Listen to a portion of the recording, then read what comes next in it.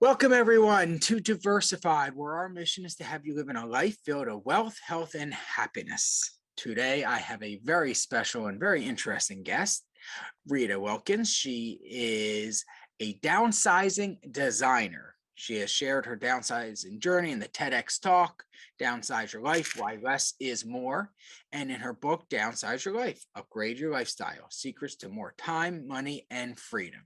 She's an interior designer, lifestyle designer who has a passion for creating products and programs that inspire, impact, influence people to live the life that they love. Hey, Rita, how you doing? Hi there. Nice to see you, Andrew.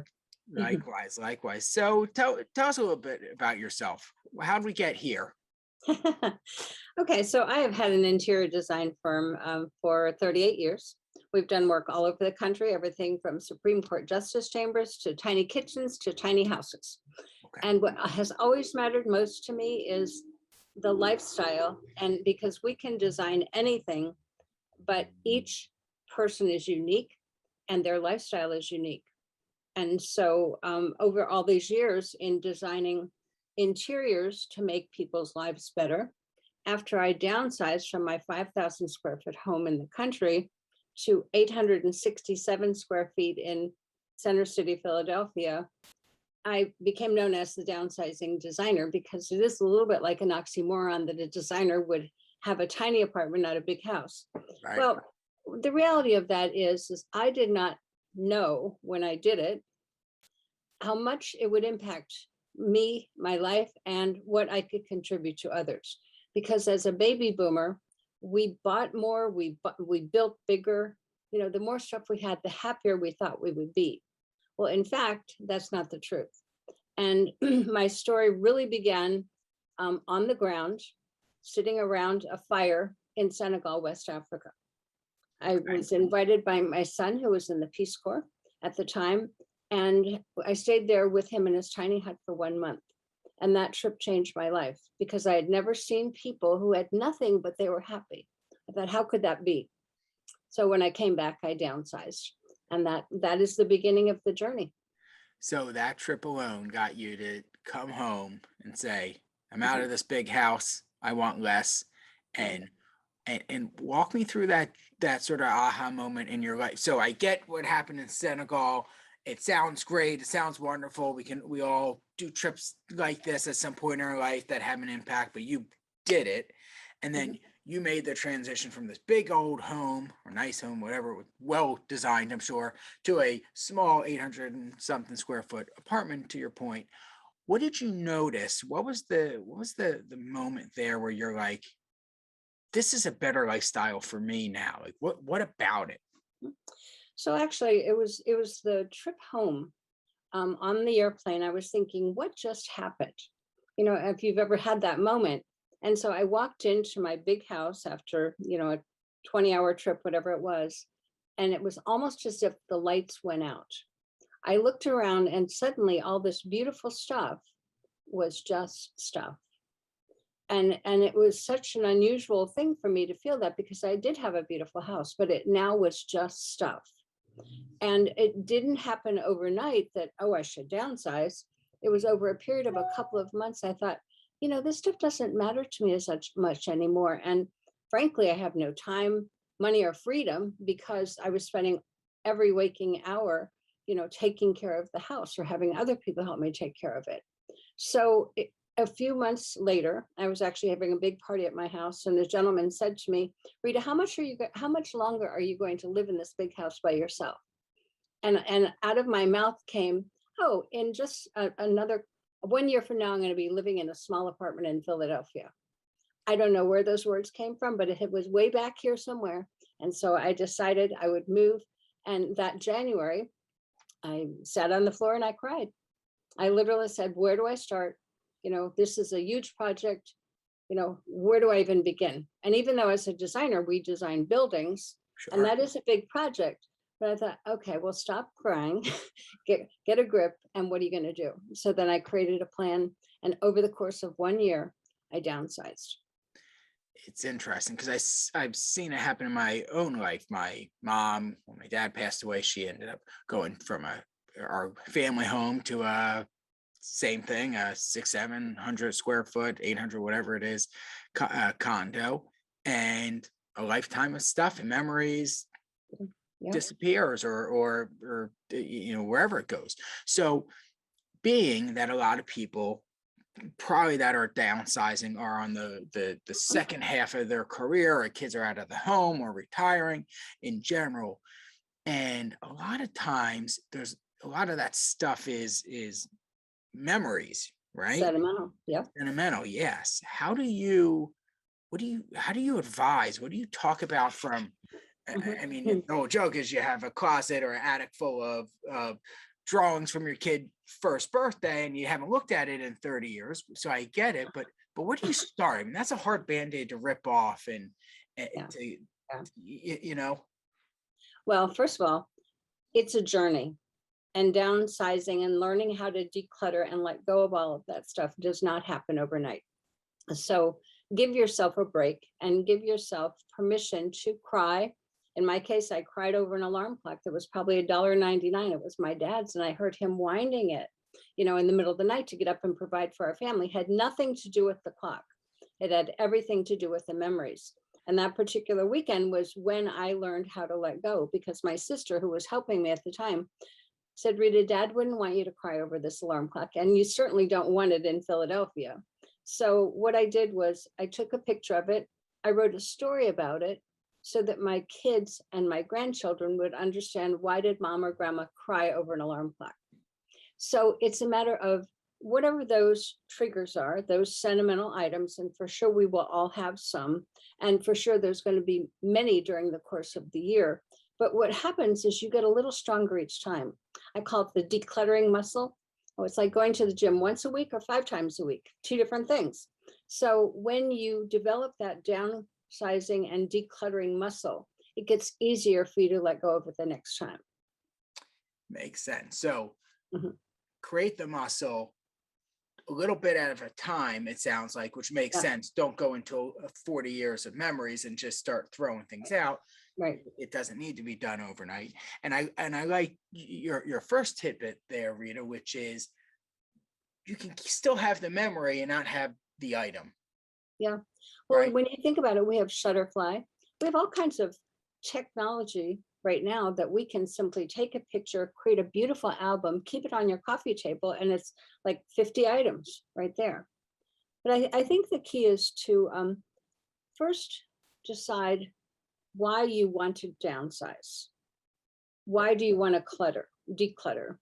And when you have that why in mind, for me, it was, I want to have that simple life like I experienced in Senegal, where people have so little, but they're happy. I had no idea how to do that, but that's what I wanted.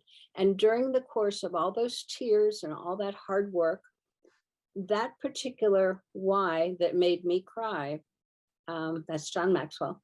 The why that made me cry was, I want that simple life. So when you decide, why do you want to declutter? Why do you want to downsize? Keep that in mind, because the journey is long. It is hard work. And you have to keep going. Yeah, I love that.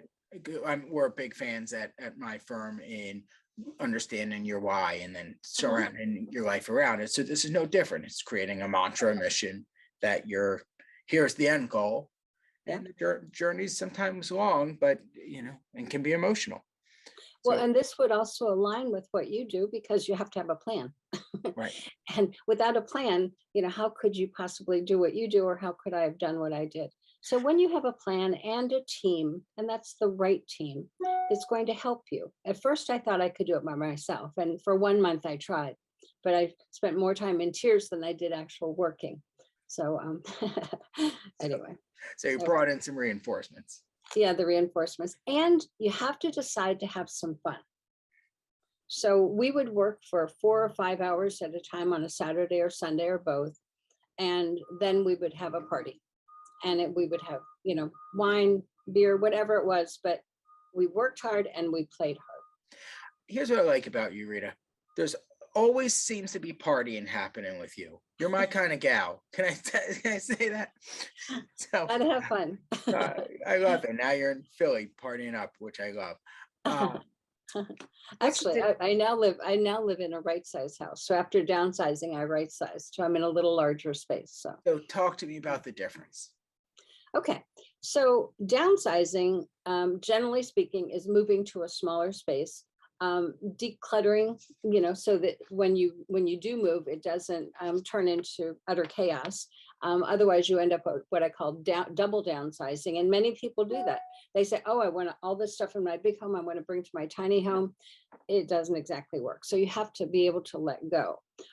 So when you downsize, you're basically reducing the size of your footprint, wanting to unclutter your life. And that it's really all about living with less when when you downsize.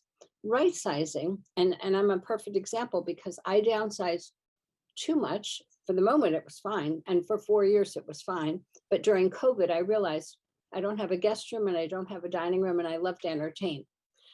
So I needed to upsize. So I now live in historic Newcastle in a beautiful, beautiful old home where I now have 1,700 square feet. This is a right size because it's about lifestyle. So, downsizing is all about living with less. Right sizing is about living with the right lifestyle. Okay. Does do they have to go in order? Can you go straight to right size? You don't have to Yeah. downsize first? Yeah. Actually, on my website, I've created, and I'm actually going to be talking about it on Facebook Live tonight. It's how do you determine what a right size home is for you? And it's kind of like, what do I love about my home right now? What do I not love about my home? um, what if I had a right size home, what would it have? So for me, it was a dining room and a guest room. Other than that, the basics. So what are those things that would be right sized for you? And then you look at your budget, you look at all kinds of things. So it's a step-by-step process. And it actually isn't that hard to do. You can go from one to the other, but frequently and for me, it certainly was, I'm a designer. So I went from here to here. It was radical and I loved it. But then you look at your lifestyle and lifestyles change. We don't stay static like this. When you become an empty nester, when you retire, when you have kids, when you don't have kids, and you have to be in tune with what kind of lifestyle do you have right now? Are you looking at a big house with 5 bedrooms and 3 of them remain empty? That's a lot of real estate. It's a very costly proposition to have all of that real estate. And the reality is, um, most people only use 30% of their home. I believe it. Everyone has that room no one goes We in. do. Yeah. Everyone has that room no one Yep. goes in. The basement, the attic, the garage, all of those things. Yeah. And it becomes a cost analysis on some regard, but then it's really about lifestyle. So if you're saying, wow, this house is taking me so much time, money, and freedom away from my life, what would I really want? And that's when right sizing comes to mind. So Rita, does an engagement with you, do people engage with you to do their designing? Is it at this stage when this sort of niche market you have, or is it to coach them through the entire process? Is it both? Right? I like what you're saying. It makes sense. It's intuitive, and listen, I understand the value of a coach in general. It's what we do for a living, and it's hard to self-analyze. It's hard to look in the mirror and do these things yourself without someone who's seen and coached people through it. So where do you fall in that process? So we do all of the above.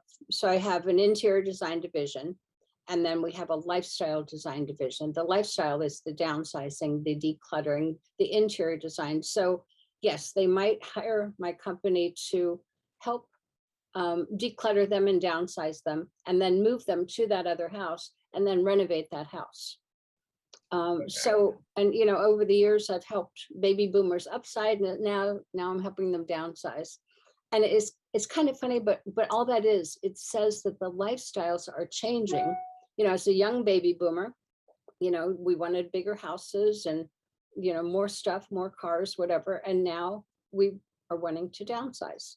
So I'm actually positioned to do both, and I love doing both because that's how I can really serve my clients best.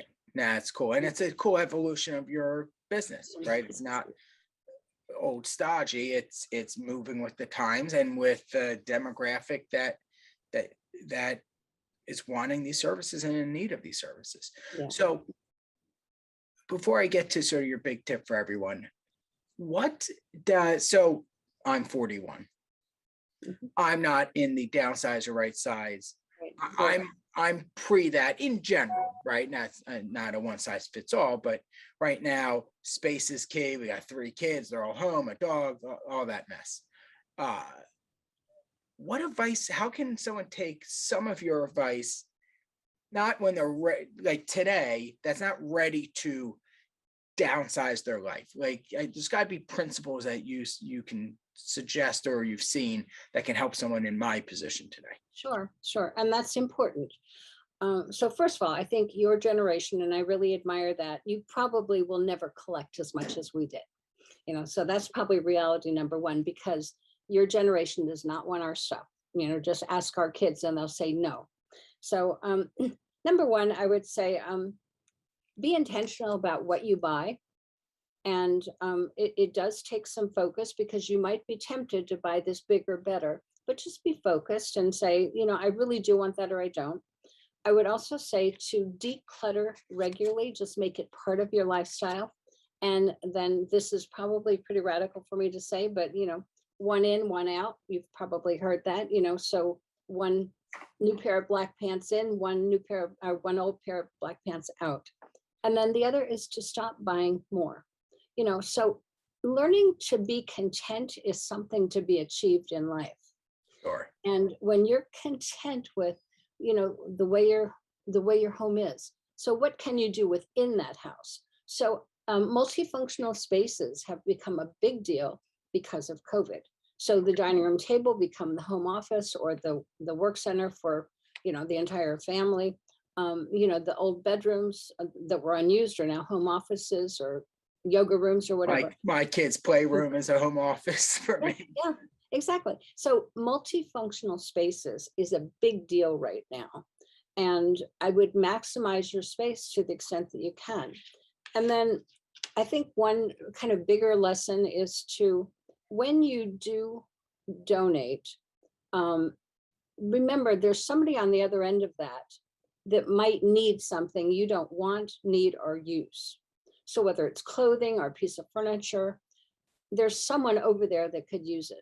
My big kitchen table that sat 16 people is now being used by an Hispanic family that worked for me for years. And I could see them sitting around that kitchen table. It gives me joy. Right. So when you repurpose your things that you're no longer using, it is going to do something good. And then maybe a last thing would be, realize that you can be a role model for your kids. So we've probably all been guilty of complaining about, my spouse has too much stuff, my kids have too much stuff. There's no way that I could ever have a decluttered house with 3 kids. And I mean, I can almost hear you saying that, right? I feel like go on. Anyway, but remember, you could be that role model. So rather than saying it's my kids' stuff or my wife's stuff, what you would want to say then would, what can I do to declutter my own closet, my own shoes, my own whatever? And it's not impossible to have a clutter-free house, or almost clutter-free house, with kids. People, say that all the time. Well, there's no way. Well, when are you going to do it? When they're grown? No, Right. They can learn that right now.